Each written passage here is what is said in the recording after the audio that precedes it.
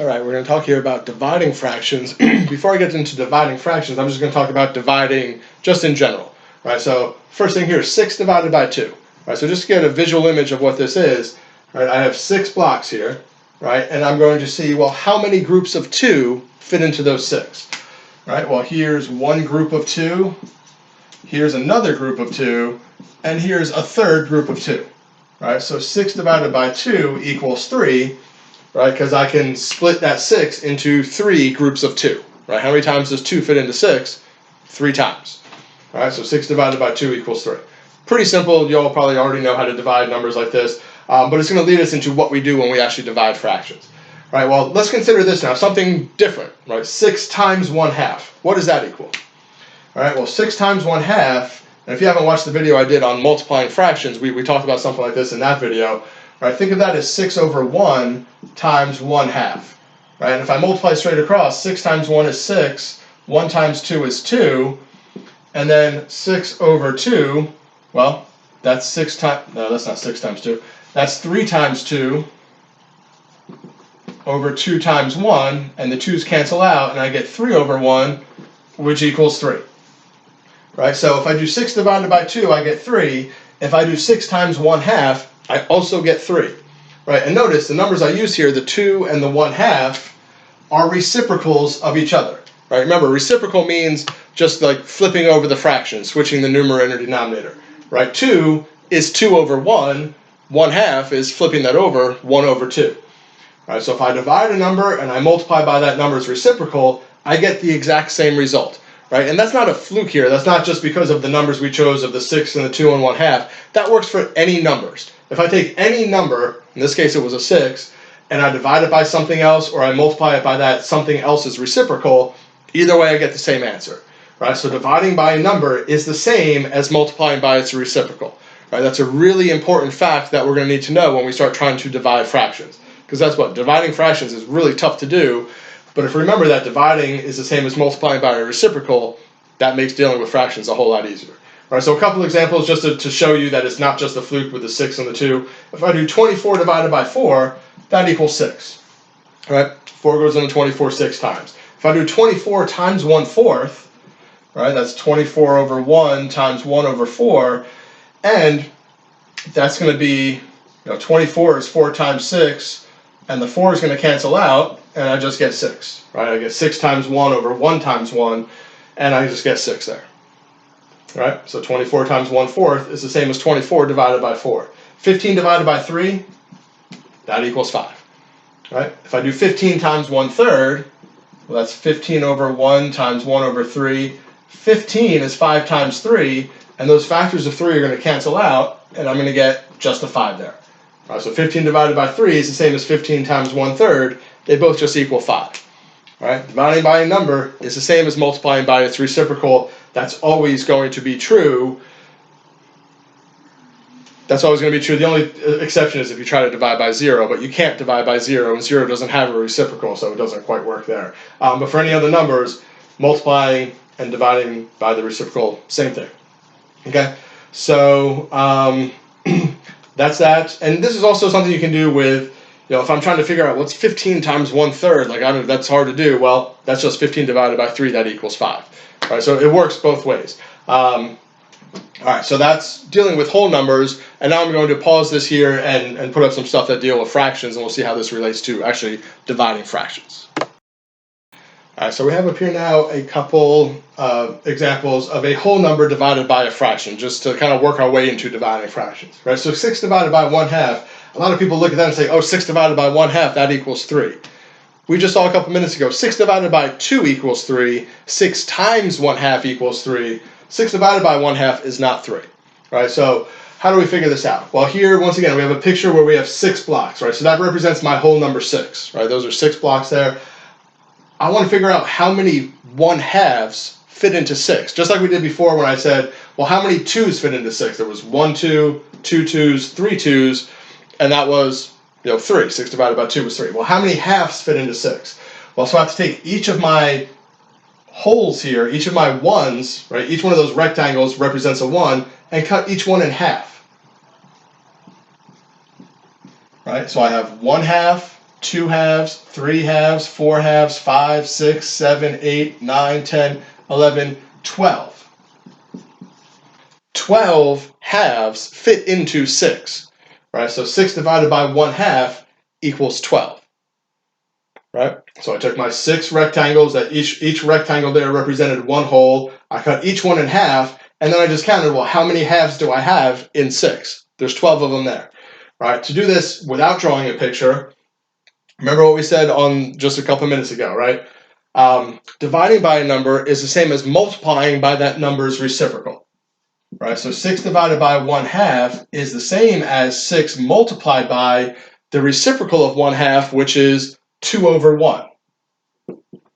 And 2 over 1, that just equals 2, and 6 times 2 equals 12, right? That's how we get 6 divided by 1/2 equals 12, right? So dividing by a number is the same as multiplying by its reciprocal, right? What if I did 6 divided by 2/3? Just to give another example to give you like that visual image of what's going on here. Well, once again, I have my 6 rectangular blocks. Each one of those represents one whole, right? So I have 6 here. I'm dividing it into 2/3, right? Or I'm dividing it by 2/3. So I have to cut each one of those holes into thirds, right? So each one of those I have to cut into 3 pieces. And then I want to figure out, well, how many 2/3 fit into 6? Right, well, here's one block of 2/3. Here's another block of 2/3. Here's a third. Here's a fourth. Here's a fifth. Here's a sixth. Here's a seventh. Here's an eighth. And then here's a ninth. So 6 divided by 2/3 is going to equal 9.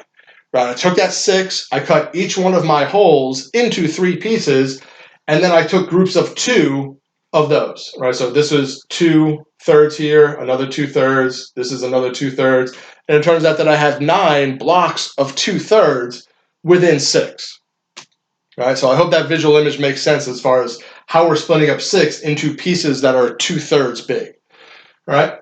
Now, to do this without having to draw that picture, which some people see that picture like, oh, that makes so much sense. Other people see that and say, well, that's super confusing. I don't understand what you're doing there, right? So if the picture makes sense, then when you're doing these problems, you can kind of close your eyes and visualize, well, I have 6, I'm cutting them into thirds, how many of those 2/3 fit, and you can kind of figure it out that way. If that doesn't make sense, know the rules of how to actually do this, right? 6 divided by 2/3, well, dividing by a number is the same as multiplying by that number's reciprocal, right? So 6 divided by 2/3 is the same as 6 times 3 halves, right? I change the division to multiplication, I flip over that second number, I take the reciprocal, which is 3 halves, and then it turns into a multiplication problem, right? And since I have a whole number multiplied by a fraction, let me make that whole number into a fraction, so make it 6 over 1 equals 3 times 2, and then I can actually simplify here, right? Because 6 is equal to 3 times 2, and that 2 in the numerator will cancel out that 2 that's in the denominator, and I end up with 3 times 3, which is 9, over 1 times 1, which is 1, and I get 9. Which is what we got over here by drawing the picture and counting all that stuff up, right? So that's, again, a couple examples dealing with a whole number divided by a fraction, just to kind of try to give you a visual image of what's going on. You know, we're taking 6, we're breaking it up into pieces of 1/2, and then how many of those half-size pieces fit in there? Well, there's 12. If I take 6 and I break it up into pieces that are 2/3 big, 9 of those pieces that are 2/3 fit into 6. All right, so I'm going to pause the video again, and then we'll deal with some problems of actually dividing one fraction by another.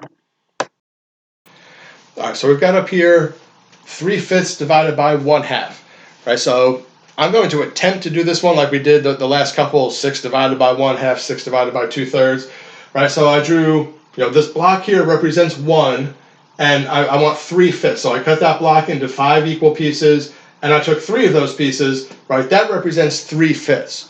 And now I would have to say, well, if I'm dividing that into 1/2, how many 1/2 size pieces are going to fit into those 3/5? And when I sit down to try to draw that, like I really don't even know where to start, right? These pieces represent fractions of a whole. These are 3/5. How do I get 1/2 to fit into 3/5, and how many times is it going to fit in there?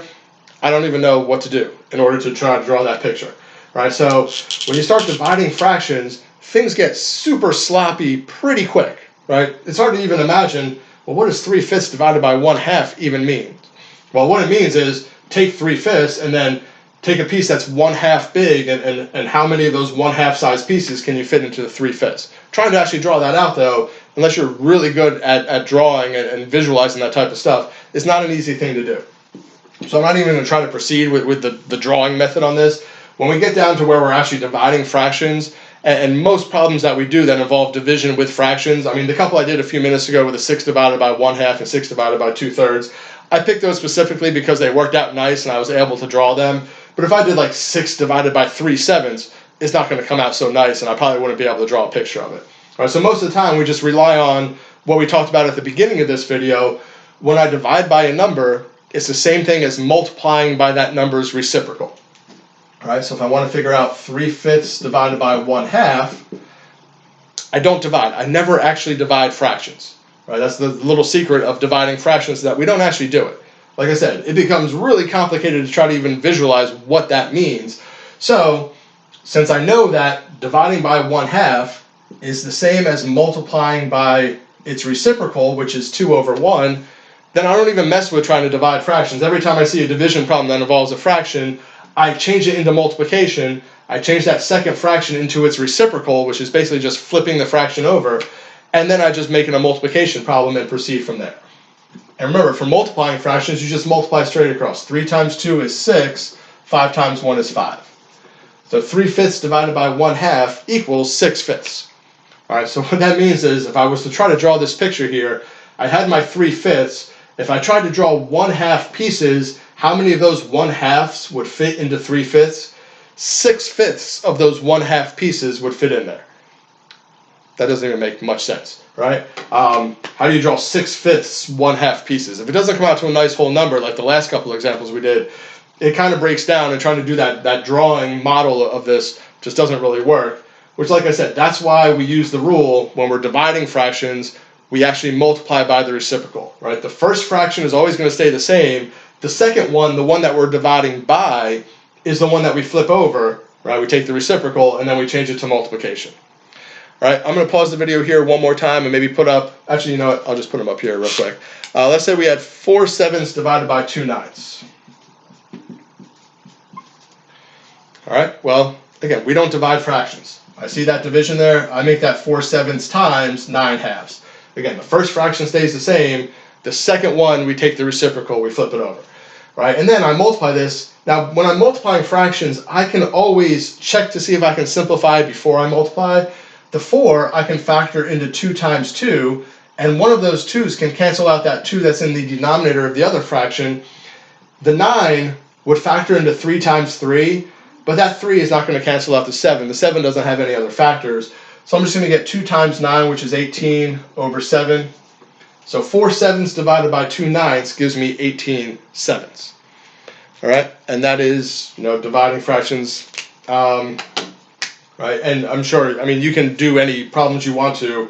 You can just make up your own fractions and write a division problem. Then if you have a calculator that does fractions handy, or you can find a website that does that as well, you can just kind of punch them in and double check to see that you do them correctly. But that's how we divide fractions. Keep the first fraction the same, multiply by the reciprocal of that second fraction. Right, we never actually divide fractions, we always change them into multiplication problems.